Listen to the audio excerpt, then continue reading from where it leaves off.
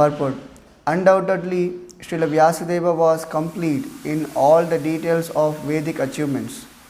Purification of the living being submerged in matter is made possible by the prescribed activities in the Vedas, but the ultimate achievement is different. Unless it is attained, the living being, even though fully equipped, cannot be situated in the transcendently normal stage. Srila Vyasadeva appeared to have lost the clue and therefore felt dissatisfaction. Om Ajnanatimirandasya Jnananjana Shalakaya Chakshuranmilitam Yena Tasmai Shri Gurave Namaha Nama Om Vishnupadaya Krishna Preshtaya Bhutale Srimate Bhaktivedanta Swaminiti Namine Namaste Saraswate Deve Gauravani Pracharini Nirbhishesha Shunyavadi Paschatya Deshatarine Jai Shri Krishna Chaitanya Prabhu Nityananda Shri Advaita Gadadhara Shri Vasadi Gaur Bhaktavrinda Hare Krishna Krishna Krishna Hare Hare Hare Rama Rama Rama Hare Hare Tatapi Bhatame Dahyo Hyatma Chaivatmana Vibhu Asampanna Iva Bhati Brahma Varchasya Sattamaha. Translation: I am feeling incomplete, although I myself am fully equipped with everything required by the Vedas. Hare Krishna. So, in the previous verses, it is said,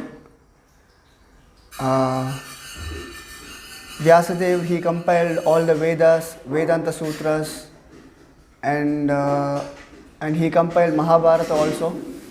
And after compiling all these, he was not satisfied. He was feeling little emptiness. So I did something for welfare work for the all human beings, but still I am not content. Still I am feeling some dissatisfaction. So then later he approaches his guru Narada Muni and he addresses the issue. I am not satisfied. Why? Then in the later verses, Narada Muni says to compile Srimad Bhagavatam like that. So now the situation is, he is not satisfied. So here in this verse, it is said, I am feeling incomplete, though I myself am fully equipped with everything required by the Vedas.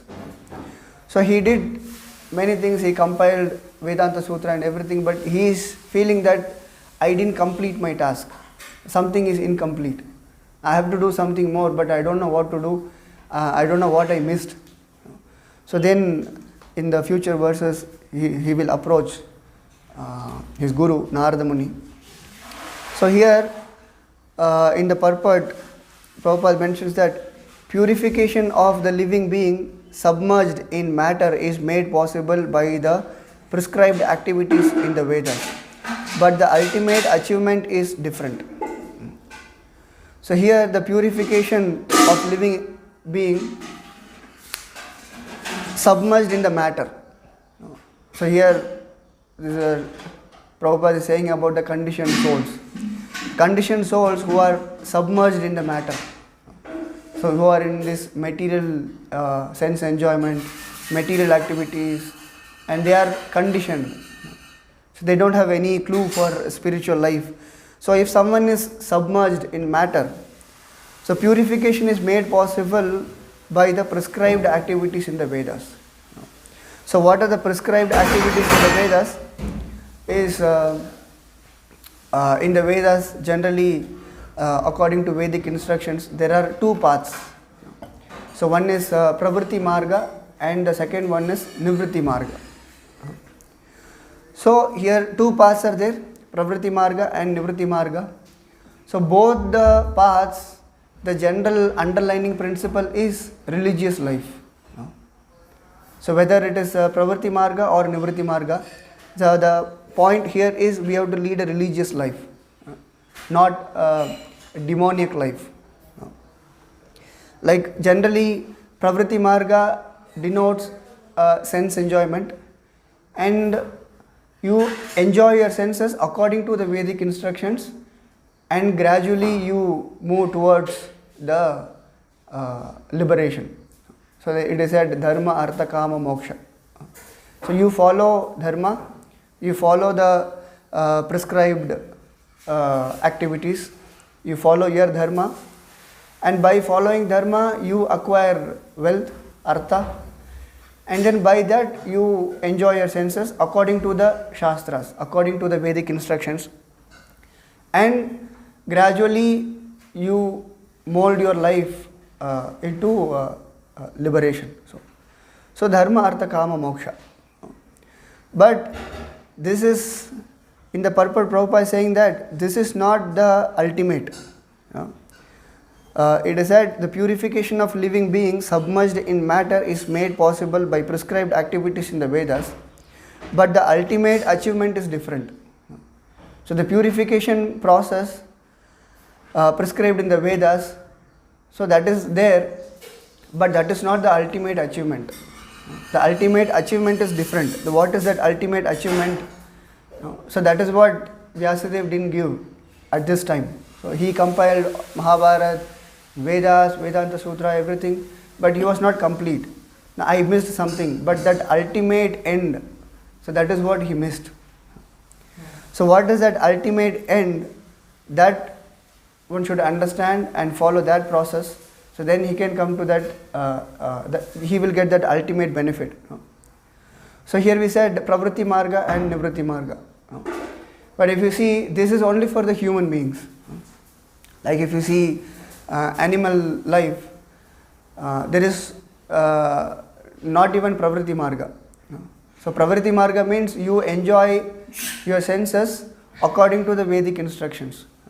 But animal life is just whatever you want you do, and whatever your mind says, just if you want to enjoy, just go enjoy, and with whom you are enjoying, what you are enjoying, there is no conception of Vedic instructions, what to do, what not to do.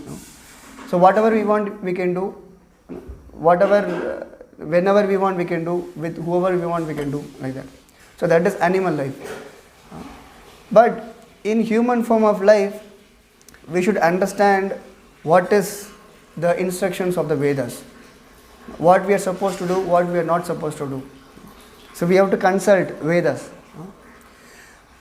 So the Pravritti Marga maintains that even though one has the propensity for sense enjoyment, he gratifies his senses according to the directions of the Vedic instructions. So that is Pravritti Marga. For example, everyone is inclined to sex life. Everyone has the propensity to have sex life. But that sex life, it should be according to the Shastra. It should be according to the instructions in the Shastra. So otherwise it becomes animal life. So animal, what they do, the dog is running on the street. As soon as a he dog, he sees a she dog, immediately, oh, I am male and you are female, okay, let's have sex. So this is a animalistic life. So in human form of life, if we follow this, and even though we are in an animal form of life, but we are leading an animalistic life, it's a demonic life. Even we can see the animals, even they discriminate. So I am male dog and you are a female dog, okay, let's have sex. But now the human civilization is degraded like anything. Like even though you are male or female, whatever, even though you are male, I am also male, let's have sex. So this is even degraded than the animal life. So this is very demoniac, and we are in deep ignorance, deep darkness. So that is a demonic life. So but Pravritti Marga, it maintains that we have to enjoy sense gratification according to the Shastra. So according to Vedic culture, sex is enjoyed under Vedic instructions. So Bhagavad Gita, Krishna says that dharma viruddho bhuteshu kamosmi bharatarshava. He said, I am sex life which is not contrary to religious principles. So in the purport, Prabhupada writes that sex life according to religious principles, dharma, should be for the propagation of children, not otherwise.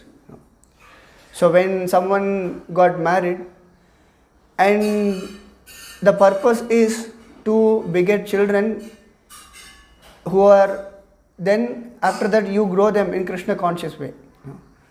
The point is to beget Krishna conscious children. So that is the purpose of marriage. So then if you want to enjoy your senses and you do it according to Shastras, Krishna says that which is not contrary to the Vedic instructions, if you do in that way sense gratification, that is me, Krishna is saying. So I am the sex life which is not contrary to the Vedic instructions. So then that is the purpose. Otherwise now in demonic civilization what is happening? So the marriage and the purpose is not the point. As soon as we get married, then I will enjoy senses. I will enjoy to my fullest extent. And then when I get bored, then I will just change. I will divorce and then I will get another one. I will go to some other woman. Or this is completely demoniac. It should be as per the Vedic instructions. So then Nivritti Marga is opposite to the Pravritti Marga. So in Pravritti Marga, the sense enjoyment is allowed. So this allowance is given as per the Vedic instructions. But in Nivritti Marga, there is no allowance. There is no sex. It is completely it's completely nil. There is no sex life. Like for example, in Varnashram Dharma, we see there are 4 social orders: Brahmacharya, Grahastha, Vanaprastha and Sannyas. So among these 4 social orders, only in Grahastha Ashrama sex life is allowed. In other 3 ashramas, Brahmacharya, Vanaprastha and Sannyas, these 3 are completely, there is no sex life, zero sex life.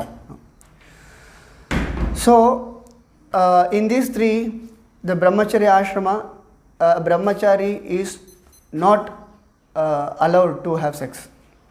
And the Vanaprastha ashrama, so after going through Grahastha ashrama, as a Vanaprasthi, what he does, he goes to holy places, pilgrimages with wife, and he prepares his mind for the renounced order of life. So at that time, he is preparing his mind. No, I will become sannyasi at some point.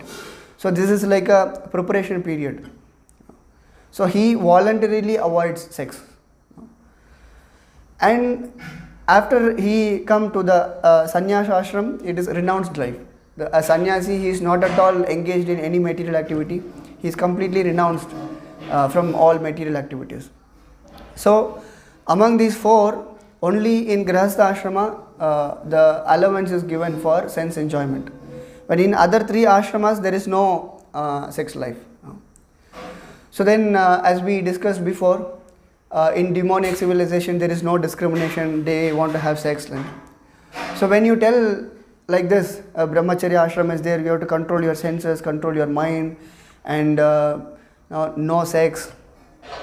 We have to lead like a restricted life. Tapasya is involved in all these 3 ashramas, Brahmacharya and Vanaprastha, Sannyas. So this is Nivritti Marga.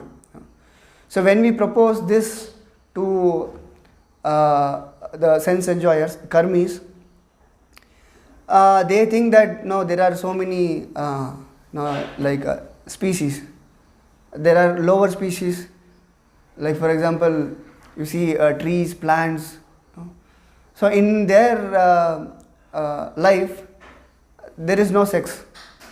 Trees, plants, they cannot enjoy sex life. It is not, the knowledge is not there. Their consciousness is so low, they cannot know all these things. Then if you come little higher, animals, bees, insects, they have sex. But their sex is not like what human beings have. They have very limited knowledge, they enjoy senses according to their knowledge. But if you come little more higher, human beings, so they have full knowledge how to enjoy our senses. Even in Shastras it is mentioned, there is a Kama Shastra, that is science of sex, how to enjoy our senses. The full knowledge is given to human beings. So karmis, they always go to this path, the pravritti marga. So even they say that no, if you propose this proposal that nivritti marga, we have to restrain and we have to control mind, senses, they think that no, this is even worse than animal life. So even in animal life we can have sense enjoyment, we can enjoy, but this life is very austere, so they are not able to take this. So they always go for sense enjoyment, like this. Even there are so-called philosophers, and they guide how to have even better sense enjoyment, like this. So always karmis, they are very much interested, very much inclined in sense gratification. So they prefer to go to pravritti marga. They don't consider the nivritti marga. So they discourage nivritti marga and they go to pravritti marga. And they think that the people who have taken up this pravritti marga, the transcendental path, so they miss all this material enjoyment, material happiness. Like you can have sons, grandsons, family, and you can have religious rituals, functions. Like actually in Bhagavad Gita it is said, Janma Mrityu Jara Vyadhi Dukkha Doshanu Darshanam. All these four are, it's very miserable. Birth is very miserable, death, old age and disease. So even in these miserable things, they conduct all the functions. Birth means there is a big ceremony for that. They enjoy. Okay, child is born, so everyone come. They give some presentations, and it becomes like a festival. So everyone enjoys that. So when there is death and there is again function, everyone comes. They come together, marriage, everything they make it as a ritual functions. So in that way, they don't understand the seriousness of these issues. This birth, death, old age and disease. So they make it as a ritual and they are happy, they are satisfied with that. So it is not like this. We have to understand the seriousness of this problem, birth, death, old age, disease, and these are miserable. We have to try to come out of this cycle, birth, death cycle. So that point they won't understand. So I am doing it according to the Vedic instructions. I am happy, I am satisfied, and they are just there in that platform. They are not able to come out of that platform. So even they say, if you go to Nivritti Marga, there are some duties to be performed. Like a householder, he should perform yajna. He should perform yajna to satisfy the demigods, because they provide the necessities. They provide air, sunlight, moon. Because of moon, the vegetable is growing. So when we take vegetables, what nourishment we are getting, that is coming from the moonlight. So we are indebted to them. So we have to do yajna, we have to satisfy them. So when we go to Nivritti Marga, then we cannot do all these things. We have to do all these things.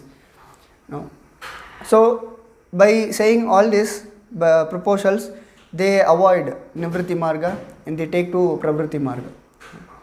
So actually it is not like this. So in Bhagavatam it is said, Tyaktva sadharmam charanambujam harer.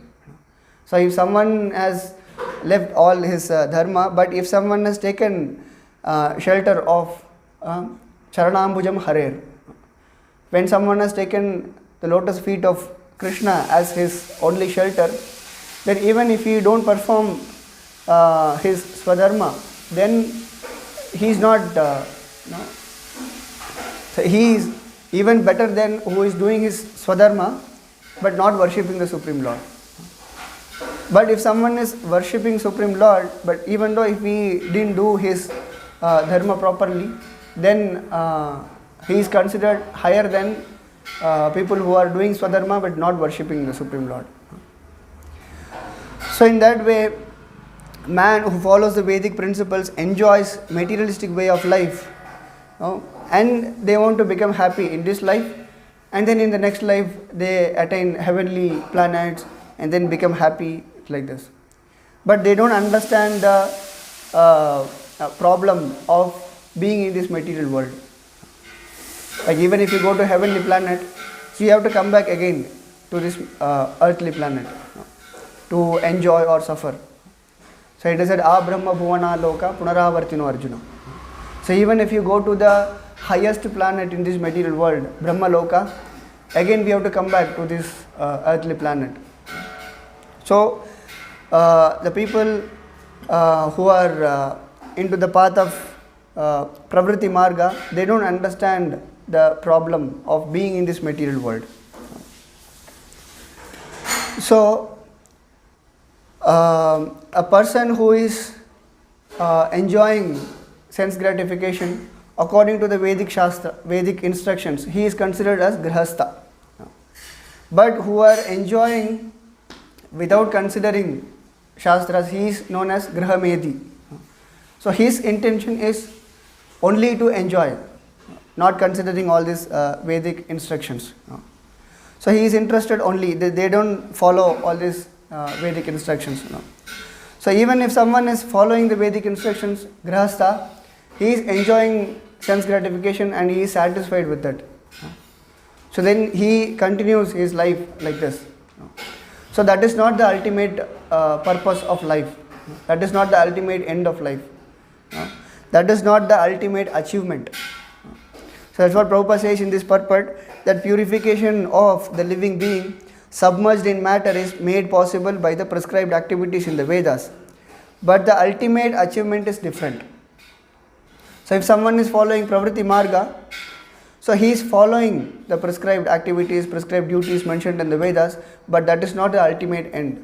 Ultimate end is to come out of this material existence, to go back to Krishna, to go back to Goloka, to go back to Krishna and serve him.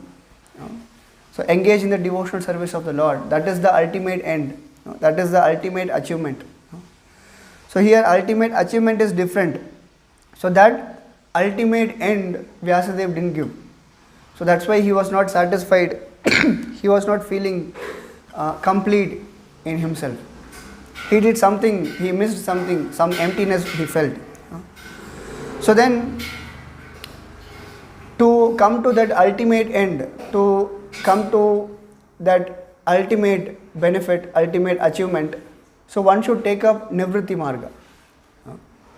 By following this Nivritti Marga, by following Brahmacharya, Vanaprastha or Sannyasa, or generally it is Brahmacharya, by following celibacy, by following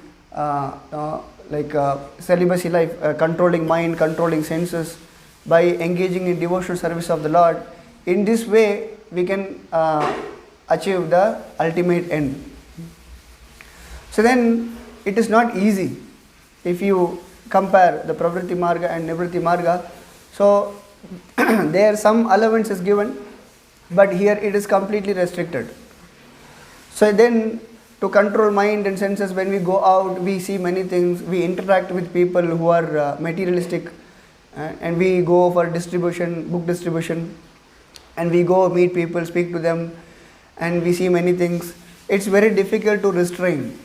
It's very difficult to control, especially in Kali Yuga. So then we have to have some inspiration to continue this process.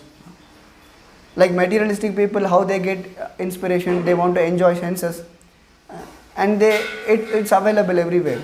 You just go to social media and everywhere it is available, and you go and see whatever we want, and in many ways they encourage us to enjoy our senses, to lead a materialistic way of life. In same way, if someone is following Nivritti Marga, if someone is controlling their senses, mind, and then he wants to achieve that ultimate achievement, to get that ultimate benefit, we get inspiration from Shastra. So then in Srimad Bhagavatam, if you go into Srimad Bhagavatam, in each and every page we get inspiration. how to go about this path. So in Prahlad Maharaj says that Yan maitunati grihameti sukam hitucham kanduyanena karayoriva dukkha dukkam. They said Yan maitunati. Maitun means sex life. Yan maitunadi grihameti sukam hitucham. So this happiness what we get by engaging in sexual activities, it is grihamedi sukam hitucham. It's very insignificant. It's very insignificant activities. It's a material sense gratification. So it is said kanduyarena karayor iva dukkha dukkam. It is said, analogy is given by rubbing two hands. So initially we get some happiness, the itching sensation. So then the final result is, it is dukkha only. So Prabhupada quoted this analogy many times in his lectures, that if there is a wound and you scratch little bit, when you scratch you get little pleasure.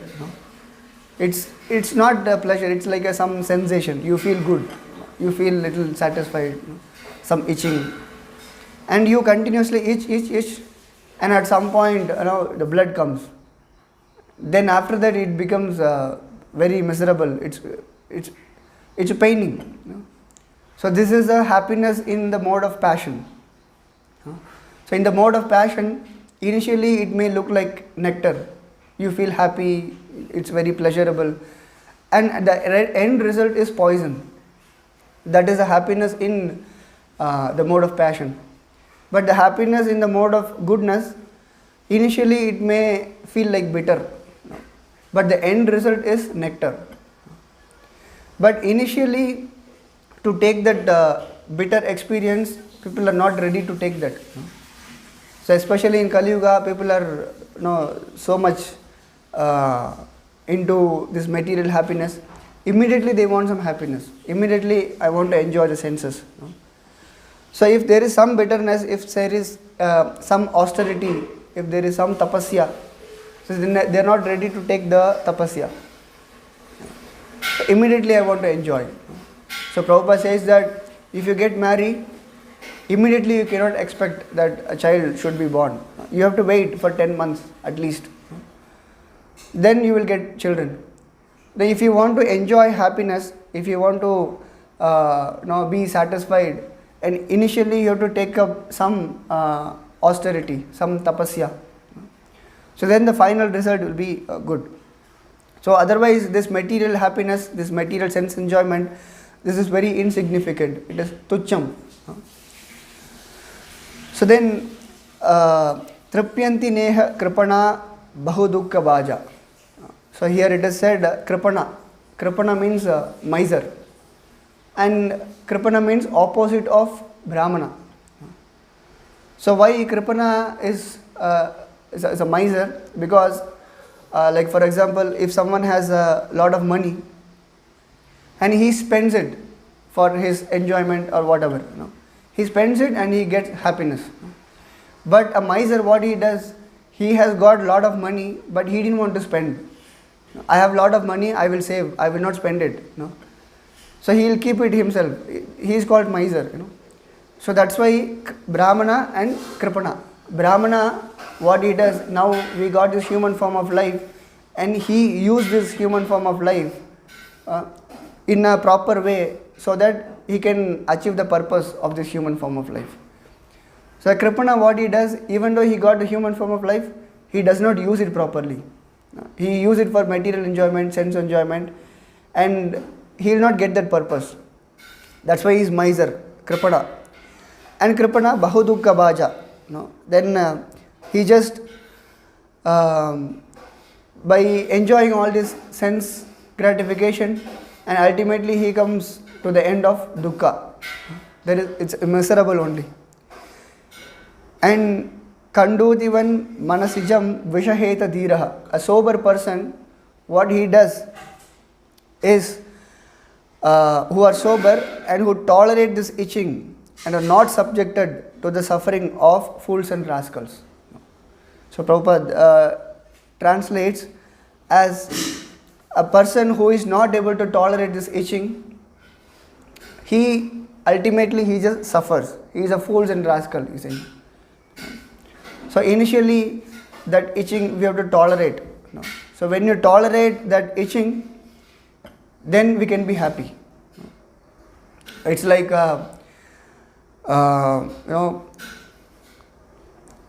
there is two ways we can enjoy. Initially, not tolerating this itching, and you itch, and then you can become happy temporarily, and later you can suffer. And in the another way is, initially you tolerate, and the final result is you can be happy. Like this. So in these two ways, like Prabhupada says in one purport in the Puranjana section. So Narada Muni, he is narrating the story of Puranjana to Prachina Barhis. So there he says that a living entity, he wants to enjoy in the sense, and he wants to become a hero. A hero means he is an enjoyer. He wants to enjoy. So how he can become a hero? Prabhupada says that he can become a hero in two ways. One, in a material enjoyment, controlled by this material nature, material enjoyment. He can become a big politician, he can become a rich person, or he can become a famous person, and then he is considering himself as a hero. Like people are recognizing him, people are now looking at him, oh, he is a big person, he has a big car, bungalow, and he is a big follower, and he is a famous person. So in this way, you can become a hero. And his heroic activities contribute to the materialistic civilization. But in another way also we can become hero. Like materialistic civilization means you enjoy your senses, and you become happy, and you become famous. In that way you are becoming a hero. The another way is you control your senses. By controlling your senses, you become master of the senses. Master of the senses means Goswami. Go means senses, Swami means master who controls the senses. So he is a real hero actually. So in this way, two ways one can become hero. By material enjoyment, one can become a so-called hero, or by controlling the senses, he can become a real hero, a Goswami. That's why we say sannyasis, we address them as Maharaj. Maharaja means he's a king, master. He's a master of senses. He can control the senses. So actually that is the test of sadhu. That is the test of a Swami, Goswami. If you tempt them little bit, if you scratch them little bit, immediately they get disturbed. If someone is disturbed, then he is not Goswami, he is not sadhu. So they won't be disturbed. They are very stubborn, you can say. Even some disturbance comes, they can control, they won't be disturbed by that situation. So that's why in Bhagavad Gita Krishna says that Apuyamanam achala pratishtam samudramapa pravishanti yadvad. So there are hundreds of rivers entering the ocean in every second, but the ocean is still, it is not disturbed. So in same way, we get so many desires to enjoy our senses, but a Swami, a Goswami, he is not disturbed, he is still. He is not disturbed by these external forces. So that's why we call them as Maharaja, Goswami. So in that way, by taking their blessings, by serving them, by taking their remnants, we can also become Goswamis. We can also control our senses. We can also restrain from material sense enjoyment. So then Prabhupada continues in that purport that however a great hero one may be in this material world, he can be immediately conquered by the lumps of flesh and blood known as the breasts of women. So even though a person is a great hero, he is a wealthy person, whatever it is, but he fall victim of Maya, in the form of a woman. So everyone is victim of that. So one should control this, and he becomes master of the senses. Then he is a real hero. Like Prabhupada says some examples. In the history of material activities, there are many examples, like a Roman hero Antony, who became captivated by the beauty of Cleopatra. And similarly, a great hero in India named Bajirao became a victim of a woman during the time of Maharashtrian politics, and he was defeated. So in the politics, they use women as a weapon to defeat the opposite party, to defeat the enemy. So this is the greatest weapon they can use.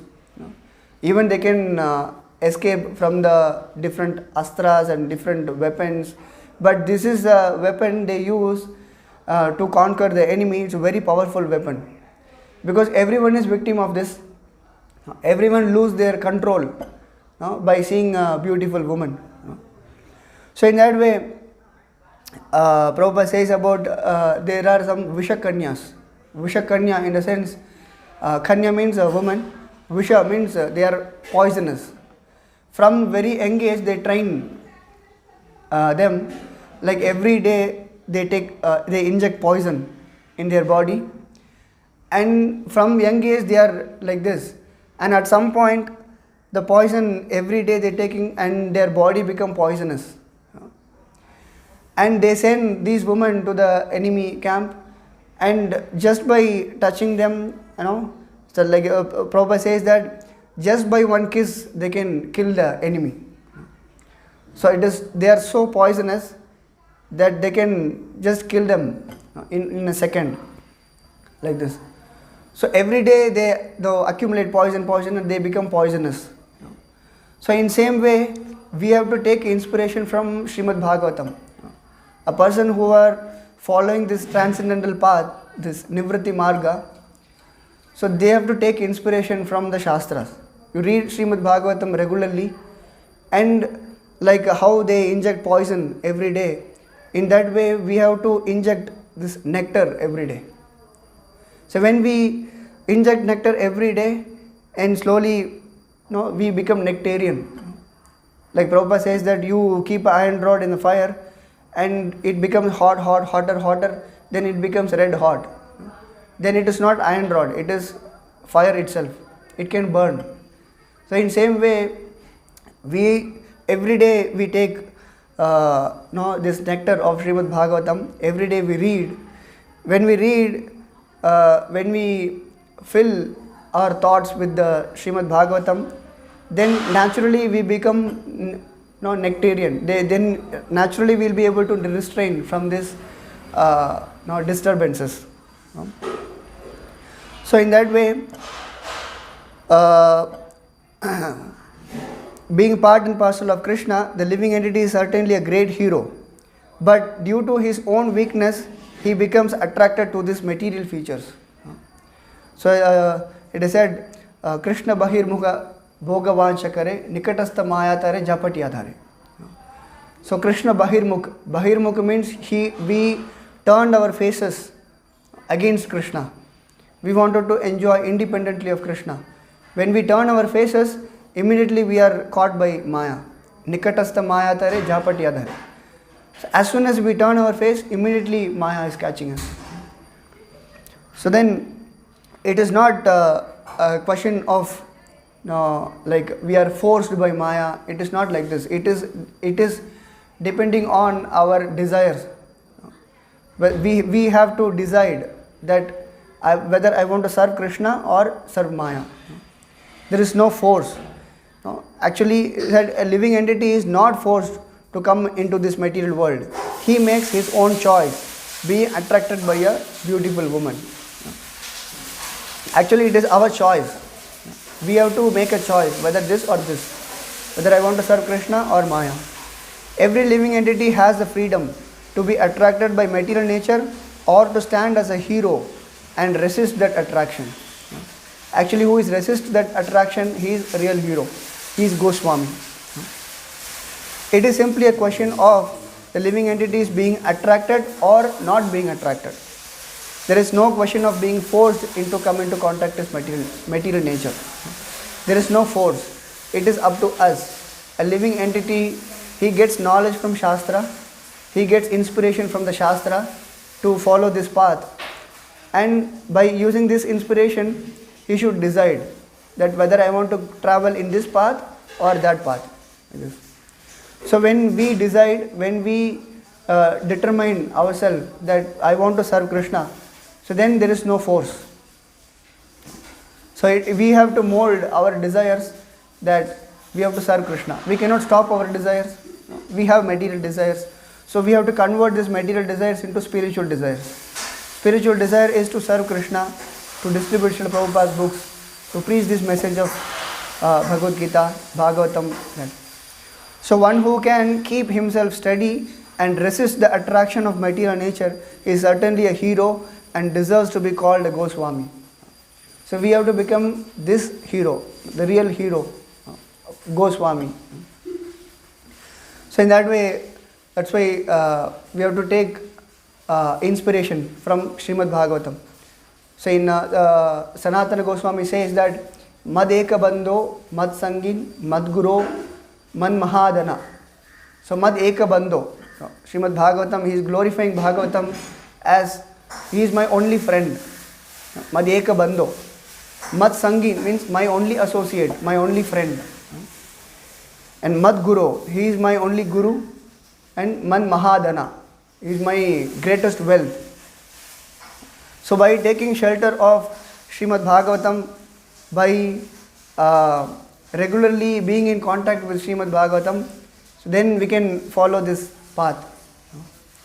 So that's why, so this is the ultimate benefit of practicing spiritual life. So that's why now Vyasadeva, he is not satisfied by compiling all these Shastras. So he did Vedanta Sutra, he did, this is the conclusion of Veda. He concluded, he said this is Vedanta, this is the conclusion.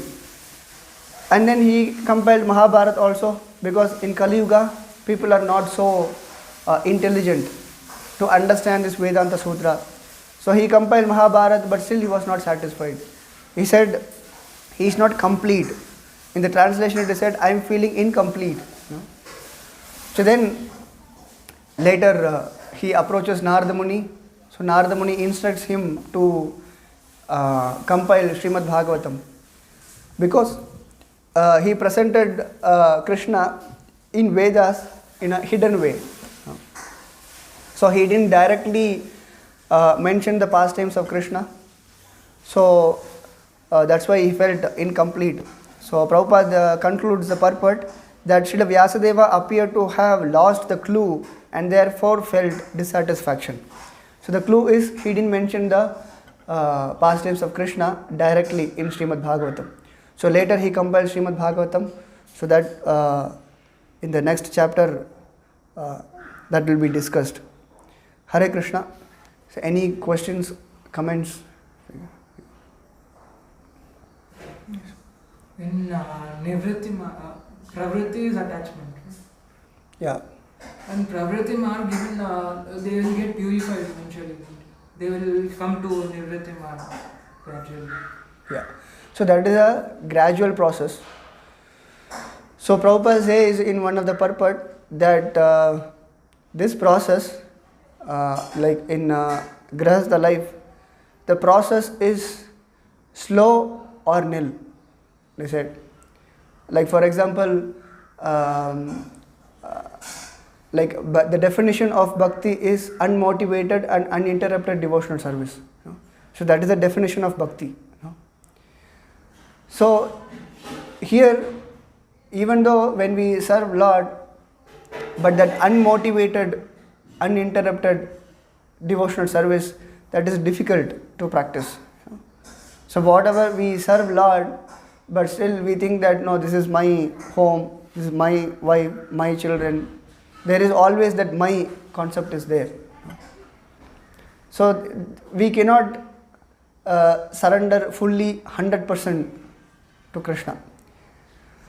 So then it's like it's a slow process. Like when you drive in a highway, you can go in a very high speed and you will reach the destination very fast.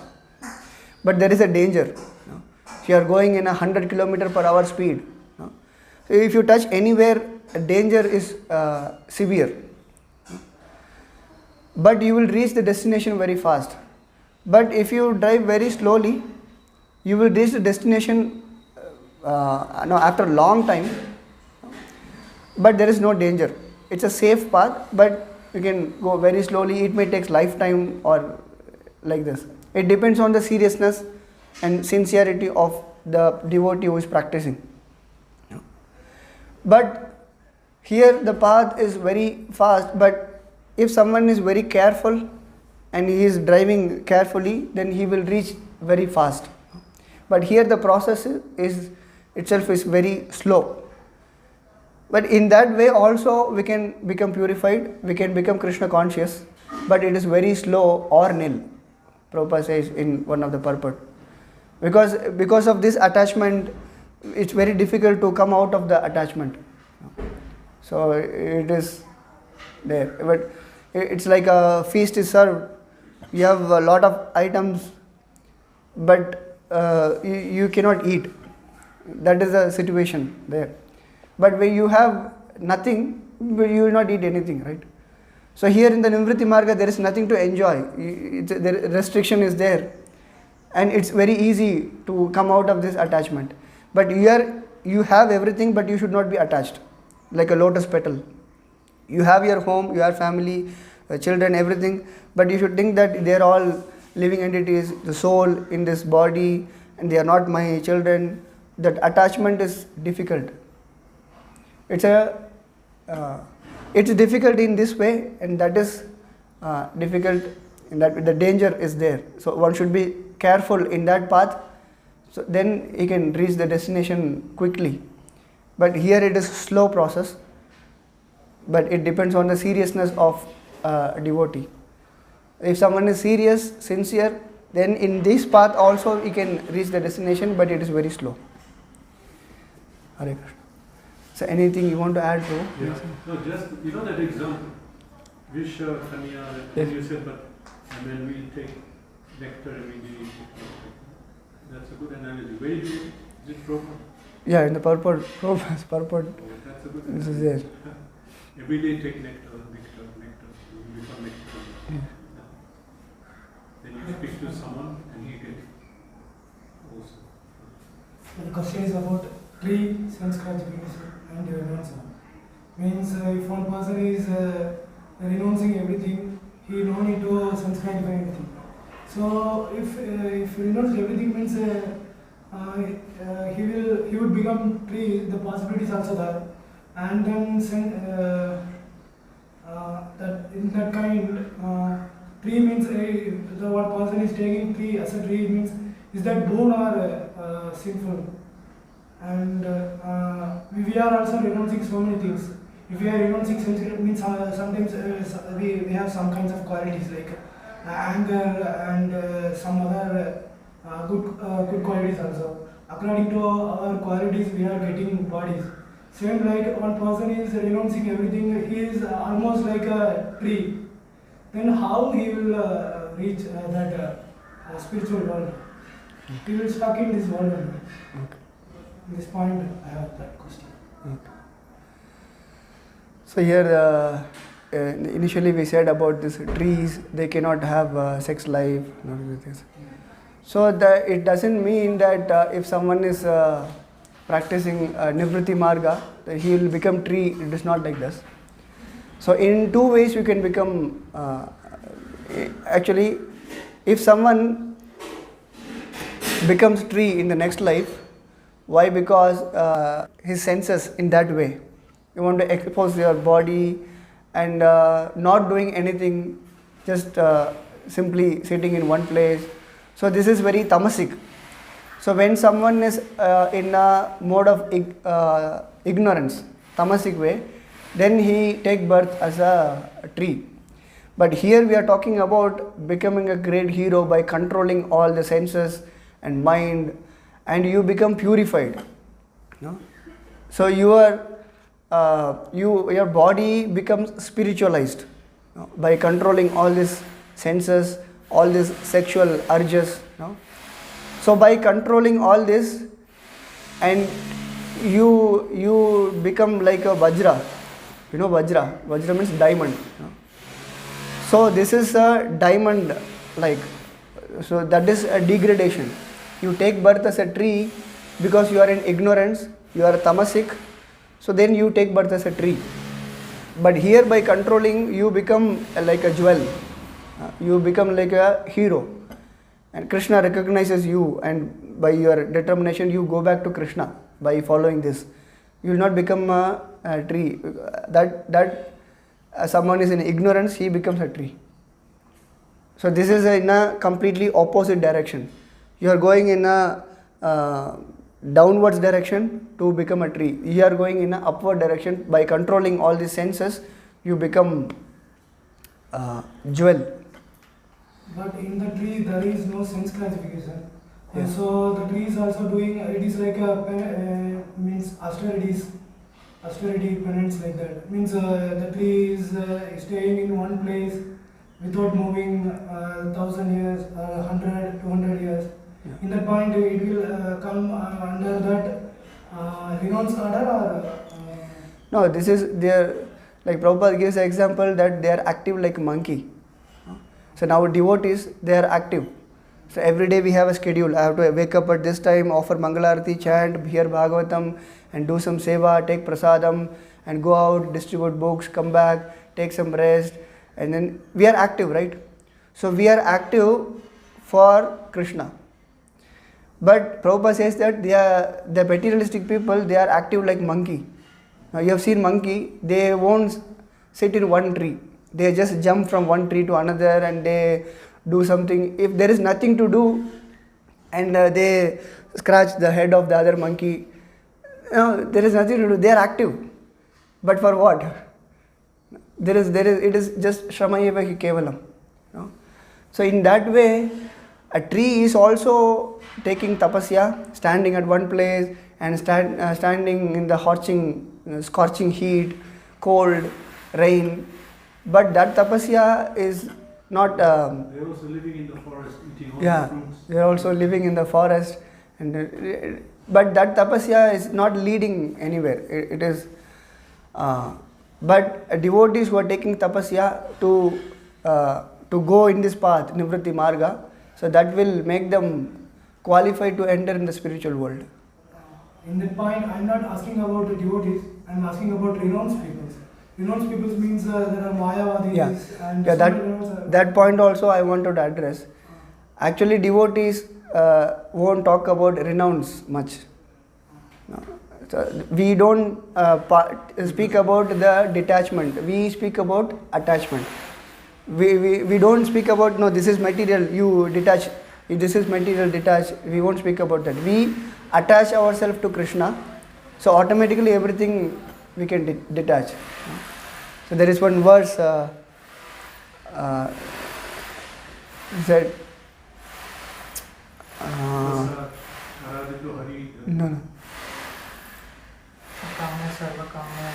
no. So we cannot leave anything as a material. We have to use everything material in Krishna's service, then it becomes spiritualized. It is spiritual. Anasaktasya vashayan yatarham upayojitaha nirbandhe Krishna sambandhe yukta vairagyam uchyate. So we don't see this, we are using this tab, we are using this phone to record, YouTube. So this is all material things. But when we use this in the service of Lord, then becomes spiritualized. So in that way we don't speak about renouncing. Even you told about anger. Anger also we can use in the service of Krishna. Like Prabhupada gives the example of Hanuman. He went to Lanka, he burned the whole Lanka, but in the service of Lord Ram. So he used anger in the service of Lord. So we don't leave anything as a material. We use everything for the service of Lord. In that point, how brahmacharis and they are always, they renounced everything. That's what we didn't renounce anything. We are using everything in the service of Lord. We renounce the desire forces, Krishna said that Yeah. we are using focus. We renounce ourselves, we are just focusing. हरे कृष्ण. श्रीमद् भागवतम की जय. श्रील प्रभुपाद की जय. One of Mayavadi's